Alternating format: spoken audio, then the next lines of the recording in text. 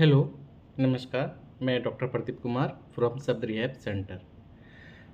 मैं पहले तो आपको बहुत-बहुत धन्यवाद करना चाहता हूँ आप सभी का, सारे पेरेंट्स का कि मेरे पिछले वीडियो वर्चुअल ऑटिज़्म के ऊपर जो मेरा वीडियो था, उसको काफ़ी सराहा है, काफ़ी एप्रिशिएट किया है, काफ़ी लोगों ने देखा है उसको। तो मुझे लगता नहीं था कि कभी मेरे इतने व्यू आएँगे, बट काफ़ी सारे लोगों ने मुझे एप्रिशिएट किया कि हाँ, आपकी वीडियो मुझे समझ में आ रही है।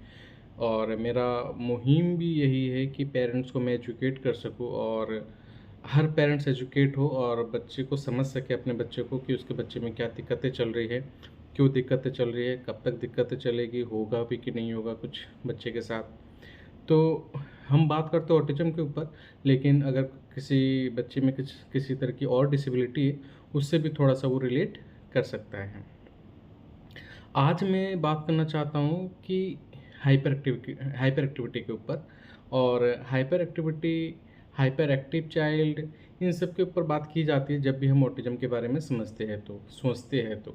और अगर हम ये कहें कि ऑटिज़्म है और हाइपर एक्टिव नहीं है, तो ऐसा लगता है कि डॉक्टर्स को पता ही नहीं है कि हाइपर एक्टिव होता क्या है और डॉक्टर को आता ही नहीं कुछ समझ में कि बच्चे में दिक्कत है कि नहीं है। हाँ, बच्चा कुछ दिक्कत चल रहा है, हाइपर एक्टिव, अच्छा ऑटिज़्म हो सकता है। अच्छा हाइपर एक्टिव, चलो एडीएचडी हो सकता है। तो इसे हम कैसे डिस्क्रिमिनेट करते हैं कि बच्चा ऑटिज़्म है कि एडीएचडी है कि ओनली बिहेवियर है या सेंसरी है, ये हम कैसे समझते हैं चीज़ों को लेके? इसके बारे में आज हम डिस्कस करेंगे और बने रहिएगा। वीडियो थोड़ी लंबी होती है मेरी, लेकिन मैं कोशिश करूँगा कि आपको सारी चीज़ें समझ में आ जाए और जो भी मिथ है हाइपर एक्टिविटी के ऊपर, वो भी आपको क्लियर कर दूँ कि जितने भी इस तरह के मिथ होते हैं उसके ऊपर भी डिस्कस करेंगे और मैं सब चीज़ें क्लियर करते हुए चलूँगा। अगर कोई क्वेश्चन है आपका, किसी तरह का डाउट होगा तो आप मुझे कमेंट में ज़रूर मेंशन कीजिएगा ताकि मैं उसका आंसर दे सकूँ आपको। और नेक्स्ट वीडियो किसके ऊपर चाहिए होगा वो भी बता सकेंगे तो मैं उसके ऊपर भी वीडियो बनाऊँगा। तो जैसा मैं बात कर रहा हूँ कि हाइपर एक्टिविटी के ऊपर, तो पहली बात तो मैं ये आपको क्लियर कर दूँ कि ऑटिज़्म में, मैं इसको फिर से कह रहा हूँ, ऑटिज़्म में अगर मैं थेरेपिस्ट हूँ और मैं ये बात करूँ कि मैं हाइपर एक्टिविटी ठीक कर दूँगा इन ऑटिज़्म, तो बिल्कुल गलत है। ऑटिज़्म में हाइपर एक्टिविटी नाम की चीज़ नहीं होती है। As an therapist, as a doctor, मैं इस बात को 100% होशो-हवास में कह रहा हूँ क्योंकि काफ़ी सारे लोग बोलते हैं कि बच्चा ऑटिज़्म है तो हाइपर एक्टिव है। नहीं, हाइपर एक्टिव ऑटिज़्म बच्चा नहीं होता। इसको हम समझते हैं एज एन थेरेपिस्ट, ये बोलना बिल्कुल गलत है, एज ए डॉक्टर ये बोलना बिल्कुल गलत है। हाँ, अगर आप पेरेंट्स हैं तो ये बोल सकते हैं कि हाँ चलो मेरा बच्चा, क्योंकि आपको नहीं पता कि मेरा बच्चा हाइपर एक्टिव है कि क्या है। लेकिन कई बार डॉक्टर भी, कई बार थेरेपिस्ट भी पेरेंट्स को समझाने के लिए ये बोल देते हैं कि हाइपर एक्टिव है। लेकिन जब हम ट्रीटमेंट प्रोटोकॉल की तरफ आते हैं, जब हम क्योर करने की तरफ आते हैं बच्चे को, या हम समझ लो कि बच्चे को सही करने की तरफ आते हैं, या बच्चे को हम नॉर्मल करने की तरफ आते हैं, या हम बच्चे को जो भी आप मानना चाहते हैं एज एन पेरेंट्स, जो भी करने के लिए, या बच्चे को हम रिकवर करने के लिए, मैनेज करने के लिए जिस तरफ आते हैं और हम ये बात करें कि हम हाइपर एक्टिविटी को कंट्रोल कर लेंगे, हाइपर एक्टिविटी को ख़त्म कर देंगे, तो ऐसा नहीं होता। तो पहली तो बात, ऑटिज़्म में हाइपर एक्टिव नहीं होता। तो जब होता ही नहीं तो ख़त्म क्या करना? होता ही नहीं तो रिज़ॉल्व क्या करना? होता ही नहीं तो सॉल्व क्या करना? तो जो प्रॉब्लम ही नहीं है उसको सॉल्व करने के पीछे हम दौड़ पड़ते हैं जब हमारे बच्चे में किसी तरह का ऑटिज़्म कंडीशन दिख रही होती है। वर्चुअल ऑटिज़्म के ऊपर मैंने वीडियो बनाया हुआ है, प्लीज़ उसको जाके देखिए ताकि आपको और अच्छे से समझ में आ पाए कि बच्चे के ब्रेन में क्या चल रहा होता है, ताकि और रिलेट कर पाएँगे आप। तो जैसा मैं कह रहा हूँ कि हाइपर एक्टिव है, ठीक है, हाइपर एक्टिव नहीं होता बच्चे में। एडीएचडी कंडीशन में हाइपर एक्टिविटी देखी जा सकती है। उसका जो न्यूरोट्रांसमीटर है, या इस ऑटिज़्म में जो न्यूरोट्रांसमीटर, दोनों में अलग-अलग तरीके से काम करते हैं। ऑटिज़्म की बात करें तो उसमें तो इन्फॉर्मेशन ही नहीं आ रही होती है, क्योंकि एक न्यूरॉन दूसरे न्यूरॉन को सिग्नल ही नहीं भेज रहा होता। किसमें? ऑटिज़्म में। और दूसरी बात अगर हम बात करें एडीएचडी की, तो एडीएचडी में इतने सिग्नल भेज रहा होता है न्यूरॉन एक दूसरे न्यूरॉन को कि उसको बच्चे को मैनेज करना, उस न्यूरॉन के सिग्नल को मैनेज करना बड़ा डिफ़िकल्ट हो जाता है। बहुत सारे क्लासिफिकेशन होते हैं एडीएचडी के, तो अगर आप उसमें थोड़ा और डिटेल में जाएँगे और कभी हम बात करेंगे एडीएचडी के ऊपर, तो हम थोड़ा से इसे समझ पाएँगे। लेकिन अगर मैं बात कर रहा हूँ ऑटिज़्म के बारे में, तो ऑटिज़्म में हाइपर एक्टिव नहीं होता, उसमें होता है हाइपर सेंसिटिव।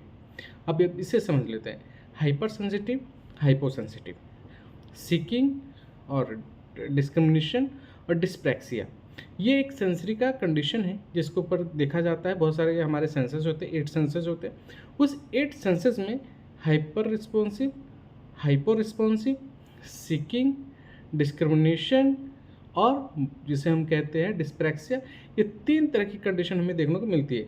अब ये सेंसरी मॉड्यूलेशन, सेंसरी डिस्क्रिमिनेशन और सेंस डिस्प्रैक्सिया, जब ये 3 तरह की कंडीशन हमें देखने को मिलती है तो ये सारे सेंसर्स के साथ देखने को मिलती है। और हमें लगता है कि मेरा बच्चा हाइपर एक्टिव है, जिस वजह से जो सारे कंडीशन हैं वो देखने को मिल रहे हैं।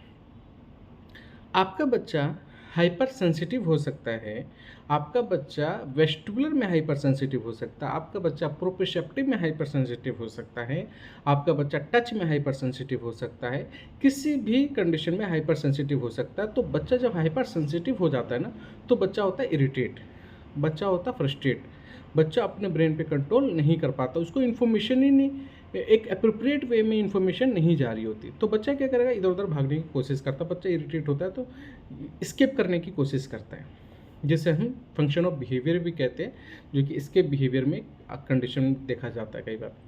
तो जैसा मैं बात कर रहा हूँ कि हाइपर सेंसिटिव है बच्चा और उसको वेस्टिबुलर में इशू है, तो इसका मतलब ये हो गया कि बच्चा रनिंग करेगा, बच्चा दौड़ेगा, भागेगा। एक तो ये तरीके से हम कई बार हम बोल देते हैं कि हाइपर एक्टिव है, और हाइपर एक्टिव नहीं है, वो हाइपर सेंसिटिव है, उसके हमें हाई वेस्टिबुलर सेंस पे काम करना चाहिए था, वेस्टिबुलर इशू पे काम करना चाहिए था।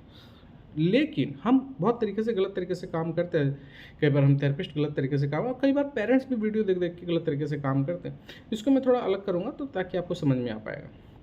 अब हमारे पास जैसे मैंने कहा कि हाइपर सेंसिटिव है और बच्चा भाग रहा दौड़ रहा है, वेस्टिबुलर में बच्चा हाइपर सेंसिटिव और बच्चा इरिटेट होके या बच्चा फ्रस्ट्रेट होके या बच्चे को समझ में नहीं आ रहा, एक एप्रोप्रिएट वे में इन्फॉर्मेशन नहीं पहुंच पा रहा, एक न्यूरॉन दूसरे न्यूरॉन को अच्छे से सिग्नल नहीं दे रहा, जिसकी वजह से उसको चीज़ों या इंटरनल कैनाल में, सेमी सर्कुलर कैनाल में वो हेयर फॉलिकल्स उसको इन्फॉर्मेशन नहीं दे रहे कि मूवमेंट को कंट्रोल कैसे करना है। तो वो क्यों हो रहा है, जब आप थोड़ा सा मेरा वर्चुअल ऑटिज्म वाला वीडियो देखेंगे तो आपको समझ में आ पाएगा कि जो इन्फॉर्मेशन गई है ब्रेन में, उसके जो मूवमेंट हुआ है, जो मोबाइल में बार बार मूवमेंट कर रहा था, बच्चा स्वाइप कर रहा था, तो बच्चा उसी मेमोरी का कई बार यूज कर रहा होता है, कई बार वेस्टिबुलर सेंस में इशू हो रहा होता है।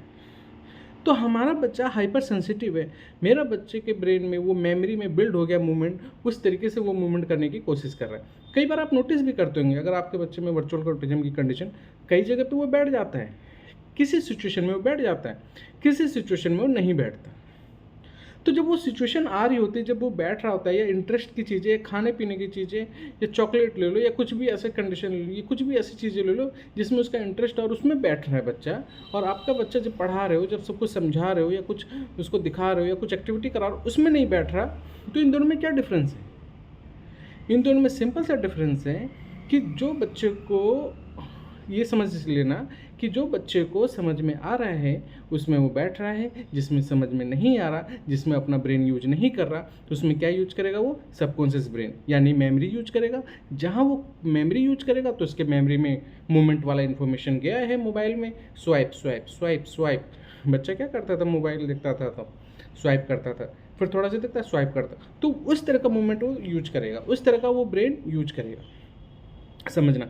लेकिन जब उसकी इंटरेस्ट की चीज़ आ जाती है ना, तो वो कॉन्शियस हो जाता है कि क्या है, फिर वहाँ पे बच्चा थोड़ा सा नोटिस करता है, वहाँ पे रुकता है, देखता है बच्चा कि उसके प्लेजर वाली चीज़ें क्या है उसके साथ। ठीक है, तो थोड़ा डिस्क्रिमिनेट करना, समझना चीज़ों को कि हाइपर सेंसिटिव वाली इशू है बच्चे में, अगर वेस्टिबुलर सेंस है तो बच्चा रनिंग करेगा खूब, लेकिन अगर वो वेस्टिबुलर इशू भी नहीं है तो बच्चा किसी सिचुएशन में बैठेगा, किसी सिचुएशन में नहीं बैठेगा। तो इसका मतलब ये हो गया कि बच्चे के अंडरस्टैंडिंग में दिक्कत है, बच्चे के अंडरस्टैंडिंग में कहीं ना कहीं प्रॉब्लम चल रहा है, उसको ये नहीं समझ में आ रहा कि जो आप करवाना चाहते हो उसको वो कैसे करें। तो हमें अंडरस्टैंडिंग के ऊपर काम करना पड़ता है। दूसरी चीज़ मैंने ये नोटिस किया कि अगर बच्चे में हाइपर एक्टिव है जैसे पेरेंट्स कहते हैं कि हाइपर एक्टिव हो रहा है मेरा बच्चा, तो कई बार है ना, पेरेंट्स ये ऑब्जर्व नहीं कर पाते कि जब आप कुछ एक्टिविटी करा रहे होते हो कि मेरा बच्चा फीवर में तो नहीं है, मेरा बच्चा थका तो नहीं हुआ, मेरे बच्चे को जो चीज़ मैं समझा रही हूँ उसको समझ में आ भी रहा है कि नहीं आ रहा। अगर मेरे बच्चे में बहुत तरह की ऐसी कंडीशन है जैसे जिसकी वजह से बच्चा बैठता नहीं है। जैसे बहुत ज़्यादा सेंसरी ओवरलोड तो नहीं हो रहा उसके ऊपर कि बहुत सारी चीज़ें इन्फॉर्मेशन एक साथ दिए जा रहे हो, बोलने का तरीका क्या है थेरेपिस्ट का, पेरेंट्स का बोलने का तरीका क्या है, कहीं लाउड आवाज़ में तो नहीं बोला जा रहा है, कहीं ऐसा तो नहीं कि उसे डांट दिया गया है, कहीं ऐसा तो नहीं कि किसी चीज़ का फियर बन गया है, ऐसा तो नहीं कि एनवायरमेंटल में बहुत सारी चीज़ें डिस्ट्रैक्ट क्लटर हो रहा है कि उसको समझ में नहीं आ रहा किस चीज़ को मैं पहले लूँ, किस चीज़ को मैं छोड़ूँ, किस चीज़ को पकड़ूँ, किस चीज़ को सुनूँ, किस चीज़ को देखूँ। तो बहुत सारी चीज़ें ऐसी हो जाती है एनवायरनमेंट में हमारे, बहुत सारी चीज़ें हमारे आसपास हो जाती है जिसको हम ऑब्जर्व नहीं कर पाते और हम बोलते हैं कि हाँ यार मेरा बच्चा तो हाइपर एक्टिव हो रहा है, मेरे बच्चे में तो हाइपर एक्टिविटी का इशू चल रहा है, इसे अब खिलाते हैं मेडिसिन, इसे अब पहनाते हैं वेट कफ, उसे अब पहनाते हैं वेटेड जैकेट। अब आप समझ लेना ज़रा, आपके बच्चे में या तो वेस्टिबुलर का इशू मैंने बताया, या अंडरस्टैंडिंग का इशू बताया, या कोई एक फंक्शन ऑफ बिहेवियर जिसे मैंने बताया एस्केप बिहेवियर, ठीक है। अब आपके बच्चे में 3 तरह की कंडीशन देखने को मिल रही है, लेकिन आप क्या कर रहे हैं, काम हाइपर एक्टिविटी के ऊपर कर रहे हैं। यानी कि आप काम क्या कर रहे हैं, वेट जैकेट पहना देते हैं, खूब पहना देते हैं। अब पहनाने के बाद उसको इतना थकाते सोचते हैं हाइपर एक्टिविटी खत्म हो जाएगी, ख़त्म कर दिया, थका दिया आपने, अब बच्चा बैठ गया, आप खुश कि हाइपर एक्टिविटी खत्म हो जाएगी हो जाएगी। आपने आज 2 केजी का वजन कैरी करवाया, एक टाइम ऐसा आएगा बच्चा उस 2 केजी के वजन को भी बहुत ईजी तरीके से लेने लग जाएगा। फिर आप 4 केजी का भी पहनाएंगे, फिर धीरे धीरे 4 केजी का भी ईजी लगने लग जाएगा उसको, फिर 6 केजी का पहनाएंगे, फिर 8 केजी का पहनाएंगे, और एक टाइम आएगा 15-15 20-20 केजी का वजन पहन के बच्चा रोड पे चल रहा होता है। तब बच्चे में हाइपर एक्टिविटी कहाँ गई, फिर वो क्यों नहीं ख़त्म हो रही है हाइपर एक्टिविटी, तो कहीं ना कहीं वेस्टिबुलर इशू में दिक्कत था। आप काम कर रहे थे प्रोप्रोसेप्टिव स्टिमुलेशन के ऊपर। प्रोप्रोसेप्टिव स्टिमुलेशन बस ये करता है कि आपके बोन में, आपके जॉइंट में आपके अवेयरनेस क्रिएट करता है, यानी कि आप कौन से जॉइंट का कैसे इस्तेमाल कर सकते हैं वो एक अवेयर करता है, आपको जॉइंट का अवेयर करता है कि हाँ आप कौन सा जॉइंट यूज कर रहे हैं। तो प्रोप्रोसेप्टिव स्टिमुलेशन देख के आप सोचेंगे कि वेस्टिबुलर इशू खत्म हो जाए, आप ये सोचेंगे कि प्रोप्रोसेप्टिव स्टिमुलेशन दे के या वेटेड जैकेट पहना के उसकी अंडरस्टैंडिंग बढ़ जाए कि वो खुद से कंट्रोल करेगा। नहीं, ऐसा नहीं होता। आप ये सोचेंगे कि वेटेड जैकेट पहना के आप उसके ब्रेन को कंट्रोल कर लेंगे या उसके बिहेवियर को समझा देंगे। बच्चा बिहेवियर कैसे समझेगा अपना, जब तक उसके अंडरस्टैंडिंग पे काम नहीं होगा, जब तक उसके वेस्टिबुलर सेंस पे काम नहीं होगा। अगर बच्चा भाग रहा है तो जब तक उसके बिहेवियर पे काम नहीं होगा। कई बार हम लोग करते चले जाते हैं सालों सालों, 5-6 10 साल 15-15 साल, weighted jacket, ball pressure, jumping, ये सब की थकाओ, उसको थकेगा तो बच्चा रिलैक्स होगा। बच्चा एक पल के लिए रिलैक्स होगा, फिर वही दूसरे दिन फिर वही हरकत, फिर तीसरे दिन वही हरकत, चौथे दिन वही हरकत, और टाइम आता है कि हमें लेट हो चुका होता है। एक तो ये चीज़ है, तो इससे ना थोड़ा सा हमें बचना चाहिए। हमें समझना ये होगा कि मेरा बच्चा जब बैठ रहा है किसी सिचुएशन में तो उसके अंदर एबिलिटी है बैठने की, उसे समझ नहीं आ रहा कि कहाँ बैठना है, कैसे बैठना है, क्यों बैठना है, कितनी देर बैठना है। ये WH का जो क्वेश्चन बता रहा हूँ ना, what where when how who, कौन बोला बैठने के लिए, कितनी देर बोला बैठने के लिए, क्यों बैठना है मुझे, आप मुझे बोलिए बैठने के लिए, मैं क्यों बैठूंगा, तो मेरे दिमाग में ये रहेगा ना कि आपने बोला मुझे बैठने के लिए। इसी तरीके से बच्चे के ब्रेन में क्या ये है कि आपने बोला मुझे बैठने के लिए। अब आप बोलेंगे आपको 2 मिनट बैठना है, तो क्या बच्चे को ये सेंस आ रहा है कि मुझे 2 मिनट्स बैठना है, ये 2 मिनट क्या होता है। अच्छा, आपने बोला थोड़ी देर तो बैठो, थोड़ी देर का मतलब क्या होता है ना।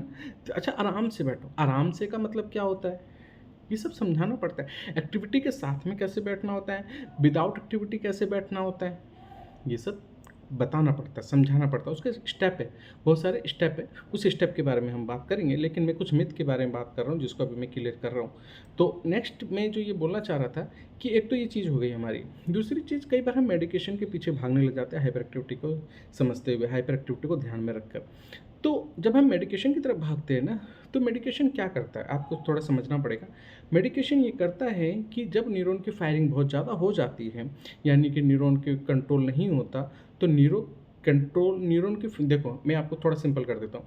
ये एक न्यूरॉन है, ये दूसरा न्यूरॉन है, ठीक है। अब क्या हो रहा है कि एक न्यूरॉन दूसरे न्यूरॉन को बहुत फास्ट फायरिंग कर रहा है, कुछ न्यूरॉन फास्ट फायरिंग नहीं कर पा रहे। वो क्यों हो रहा है, जब वो फास्ट फायरिंग होगी ना, तो केमिकल जो रिलीज होगा आपके बॉडी में, या जो आपके ब्रेन में जो केमिकल रिलीज होगा, ये जो आपके ब्रेन में जो भी एक न्यूरोट्रांसमीटर रिलीज होगा। एक नॉर्मल लैंग्वेज में बताने की कोशिश कर रहा हूँ, इसको समझ लीजिएगा। मेडिकल लैंग्वेज यूज ज़्यादा नहीं करूँगा ताकि पेरेंट्स कंफ्यूज ना हो। तो जब एक न्यूरॉन को बहुत ज़्यादा इन्फॉर्मेशन देता है तो केमिकल बहुत जल्दी रिलीज होता है। तो केमिकल रिलीज होता है, बच्चा डिसबैलेंस होता है। बच्चा क्या करता है बच्चा फियर में आता है, बच्चा घबराहट में आता है। उस घबराहट के चक्कर में बच्चा हरकतें करना स्टार्ट करता है। या तो बच्चा बहुत प्लेजर वाली चीज़ें फील करेगा, या तो बच्चा बहुत फियर में रहेगा, या तो बच्चा बहुत रिलैक्स रहेगा। अब जब हम मेडिकेशन देते हैं बच्चे को, तब क्या होता है कि ब्रेन के जो न्यूरॉन की फायरिंग है, वो जो फास्ट फायरिंग है, उसको वो स्लो कर देता है। जब स्लो कर देगा ना, तो आपको लगेगा मेरा बच्चा रिलैक्स है। ठीक है। अब आप ये समझिए कि कोई, मान लीजिए अभी मैं बैठा हुआ और एकदम से नाचने लग जाऊँ। ठीक है, मैं इधर बैठा हूँ एकदम से हंसने लग जाऊँ, मैं बैठा हूँ एकदम से रोने लग जाऊँ, यानी क्या हुआ, मेरे ब्रेन में केमिकल डिसबैलेंस हुआ। उस केमिकल को बैलेंस करता है मेडिसिन। लेकिन मैं फिर से आऊँगा, केमिकल को तो बैलेंस करवा लोगे मेडिसिन से, लेकिन मेडिसिन का जब असर ख़त्म होता है और बच्चा खुद से कंट्रोल करने की कोशिश करता है और उसके अंदर अंडरस्टैंडिंग ना हो, तो बच्चा कंट्रोल नहीं कर पाता। तो मेडिकेशन हेल्प करता है कि न्यूरॉन को शट डाउन करेगा, न्यूरॉन को थोड़े जो न्यूरॉन की फायरिंग हो रही है उसको थोड़ा शट डाउन करेगा, लेकिन न्यूरॉन हाइपर एक्टिविटी कंट्रोल नहीं कर सकता। ठीक है, हाइपर एक्टिविटी कंट्रोल नहीं कर सकता। क्यों? जब न्यूरॉन की फायरिंग जब होगी और वो बच्चा रिलैक्स हो जाएगा और उसके अंदर अंडरस्टैंडिंग ही नहीं होगी, तो बच्चा उसको कंट्रोल कैसे करेगा, अपनी बॉडी को कैसे समझेगा कि मेरी बॉडी कहाँ एडजस्ट कर रही है, मैं कहाँ बैठा हूँ, क्यों बैठा हूँ, किस लिए बैठा हूँ, किधर कितना देर बैठना चाहिए, कब तक बैठना चाहिए। ये सारी चीज़ें उसकी अंडरस्टैंडिंग के ऊपर डिपेंड करेगी। तो मेडिकेशन हेल्प करता है कई बार, लेकिन मेडिकेशन बस बच्चे के न्यूरॉन की फायरिंग को शट डाउन करता है। इसी तरीके से ADHD में ज़्यादा हेल्प करता है बच्चों को मेडिकेशन, एज कम्पेयर टू इसमें ऑटिज्म में। ऑटिज्म में मेडिसिन, अटेंशन की मेडिसिन दे देते हैं कई बार पेरेंट। अब ये थोड़ा इसको भी समझ लेते हैं कि कई बार पेरेंट्स में बच्चों में ना अटेंशन नहीं होता, और हम कह देते हैं कि बच्चे में हाइपर एक्टिव है, हाइपर एक्टिविटी का इशू है। अब आप ये समझिए कि बच्चे को जब कोई चीज़ समझ में नहीं आएगी, अगर मान लीजिए मैं बोलते बोलते ऐसी लैंग्वेज बोलने लग जाऊँ कि आपको समझ में नहीं, कि आप बैठेंगे? नहीं बैठेंगे। तो आप बच्चे से क्यों उम्मीद करते हैं कि बच्चे को बहुत सारी चीज़ें आप समझा रहे हो और बच्चा सुनेगा आपको आराम से? क्यों सुनेगा? विजुअल अटेंशन होता है, ऑडिटरी अटेंशन होता है, विजुअल ऑडिटरी कोऑर्डिनेशन का अटेंशन होता है, और ये टैक्टाइल अटेंशन भी होता है, प्रोप्रोसेप्टिव अटेंशन भी होता है। आपको ये समझना है कि जब बच्चे किसी वजन को उठा रहे तो क्या नोटिस कर रहा है उधर कि उठा क्या रहा हूँ मैं? बच्चा जब किसी चीज़ को टच कर रहा है तो नोटिस कर रहा है कि टच क्या कर रहा हूँ मैं, क्या उसके ऊपर अंडरस्टैंड। और हमें तो पहले तो ये समझना है कि अटेंशन के भी 4 टाइप है, अटेंशन के भी तरीके होते हैं, डिफरेंट डिफरेंट तरीके, sustain attention, retain attention, divide attention, focus attention. ये जो टाइप है, इस टाइप के ऊपर काम ही नहीं हुआ, और आप सोच रहे हैं कि बच्चा एक तरफ ध्यान दे रहा है तो दूसरी तरफ भी ध्यान देगा। कैसे ध्यान देगा? उसको डिवाइड अटेंशन पे काम ही नहीं हुआ, उसकी टाइमिंग ही नहीं बढ़ाई गई अटेंशन की। आज मुझे ये समझा दीजिए कि ये मैथ्स की चीज़ें हैं, ये मुझे समझ में आ गई, लेकिन साइंस की चीज़ें तो अलग है। उसको तो समझाने के लिए उसका प्रॉपर उसको समझाना पड़ेगा, उस पर अटेंशन का पे काम करना पड़ेगा कि बेटा इसको कैसे समझे, तभी तो बच्चा फोकस करेगा। और हम समझते हैं कि अटेंशन नहीं दे रहा, बच्चा इरिटेट हो रहा है, बच्चा भाग रहा है, बच्चों में हाइपर एक्टिविटी, चलो मेडिसिन खिलाते हैं। तो मेडिसिन खा खा के बच्चा इरिटेट हो रहा होता है। और न्यूट्रिशन, कई बार कहते हैं कि न्यूट्रिशन बहुत हेल्प करता है। न्यूट्रिशन हेल्प करता है, बच्चे को ऐसी कोई भी चीज़ मत खिलाइए जिससे बच्चे के ब्रेन में केमिकल डिसबैलेंस हो। मैं जैसे अभी एग्जांपल दे रहा था ना कि मैं बैठे बैठे नाचने लग जाऊँ एकदम से, तो क्या हुआ, मेरे ब्रेन में केमिकल डिसबैलेंस हुआ। जब हम कुछ अदर फूड खिलाते हैं जिसमें केमिकल वाली चीज़, जैसे प्रोसेसिंग फूड, पैकेजिंग फूड या शुगर जिसमें केमिकल होता है, तो वो और जाके ब्रेन में केमिकल जाकर डिसबैलेंस चीज़ें कर रहे होते हैं। तो फूड भी बहुत तरीके होते हैं जो कि बच्चों के ब्रेन को काम कर रहे होते हैं। वो चीज़ें, या एक्सरसाइज हो गई चीज़ें जो भी हेल्प करती है, एक्सरसाइज वेट हेल्प करता है, लेकिन कुछ पीरियड के लिए। लेकिन अगर आप अपने बच्चे का लेवल नहीं समझते, आप अपने बच्चे का माइलस्टोन नहीं समझते, तो बच्चे में वो लेवल जो चाहते हैं आप, वो लेवल अचीव नहीं हो पाता। तो ये मिथ है कि हम बस ये कर लेंगे तो ऐसा हो जाएगा, ये वाला काम कर लेंगे तो ऐसा हो जाएगा, हम उसको एनवायरनमेंट में ले जाएंगे तो बहुत। अब कई पेरेंट्स कहते हैं सोशल में लेके जाओगे ना तो बच्चा गैदरिंग करता है तो बहुत सारी चीज़ें सीख जाए। एक बच्चा 5 साल का है, आप समझिएगा ज़रा, एक बच्चा 5 साल का है, एक बच्चा 1 साल का है। आप 1 साल के बच्चों को 10 लोगों के बीच में खड़ा करके बोलेंगे कि हाँ ये चारों 10 लोगों को समझ जाएगा? नहीं समझेगा। तो हमारा बच्चा 5 साल का है लेकिन उसका मेंटल एज 1 ईयर का है। मेरा बच्चा 6 साल का है लेकिन मेंटल एज 2 ईयर का है। तो 2 ईयर के अकॉर्डिंग उसकी गैदरिंग सिखानी पड़ेगी। और हम क्या करते हैं, जो एजुकेशन दे रहे होते हैं, जो सोशल ग्रुप दे रहे होते हैं, या स्कूल भेज रहे होते हैं कि हाइपर एक्टिविटी कंट्रोल हो जाएगी या उसका ऑटिज्म ठीक हो जाएगा, या जो भी पेरेंट्स कहें, तो जब तक उसका एक माइलस्टोन अचीव नहीं होगा स्कूल जाने के लिए, वो आप भेज दोगे बच्चे को और आप सोच रहे हो कि मेरा बच्चा तो 5 साल का हो गया, स्कूल जा ही नहीं रहा, क्या सीखेगा? नहीं, ये देखिए कि बच्चे का जो स्किल सेट है, डिफरेंट तरह के स्किल्स है, imagination skill, problem solving skill, कॉपिंग skill, visual perceptual skill, executive function skills, problem solving skill, social skill, play, ये जितने भी स्किल्स हैं, क्या उसमें माइलस्टोन बच्चे का है? उस माइलस्टोन के अकॉर्डिंग आप अपने बच्चे को समझिए कि मेरा बच्चा क्या स्कूल जाने के लिए रेडी है या नहीं। और हम भेज के सोचते हैं कि हाँ, मेरा बच्चा एकदम से सोशल स्किल, 1 साल के बच्चों को आप सोशल स्किल 10 लोगों के बीच में सिखाओगे, 10 बच्चों को सुनना भी है, देखना भी है, पढ़ना भी है, नीचे भी करना है, देखना है, फिर फोकस भी करना है, फिर अलग अलग तरीके से काम भी करना है, फिर अपने सेंसर को भी समझना है। तो बच्चे को ये समझाना पड़ेगा कि स्किल सेट कैसे डेवलप होंगे। स्किल आपको ये भी ये समझना पड़ेगा कि आप कौन कौन से लेवल उठा रहे हैं, कैसे कैसे लेवल पकड़ रहे हैं। ठीक है, ऐसा नहीं होता कि एक्टिविटी करा लेंगे ना तो ये हो जाएगा, ये एक्टिविटी करा लेंगे तो ये हो जाएगा। एक्टिविटी कराना चाहिए हमें, लेकिन एक्टिविटी का एक तरीका होता है कि मुझे ग्रेडिंग कैसे करनी है एक्टिविटी में, मुझे स्टेप बाय स्टेप बढ़ना कैसे है एक्टिविटी में, एक्टिविटी कहाँ पे मैं स्टॉप कर सकती हूँ, कहाँ पे नहीं स्टॉप होता। ठीक है, चीज़ों को समझाने के लिए कैसे चीज़ों को सॉर्ट किया जाता है वो समझना पड़ता है। तो नेक्स्ट वीडियो में मैं आऊँगा कि किस तरीके से हम लोग ऑटिज्म के बच्चों के ऊपर काम करेंगे, या हाइपर एक्टिविटी के ऊपर काम करेंगे, या हम ऐसा कौन सी चीज़ बिहेवियर के ऊपर कैसे काम करेंगे जिसकी वजह से मेरे बच्चे का बिहेवियर कंट्रोल हो। लेकिन कोई भी ऐसी चीज़ें मत कीजिए जिससे बच्चे में डिस्टर्बेंस हो। आप सिंपल सा सोचिए कि अंडरस्टैंडिंग डेवलप करेंगे तो बच्चे में सब चीज़ आएगी, सेल्फ कंट्रोल आएगा, टाइम मैनेजमेंट आएगा, प्लानिंग आएगा, सेल्फ कंट्रोल है, सेल्फ रेगुलेशन आएगा, बहुत सारी चीज़ें आती हैं।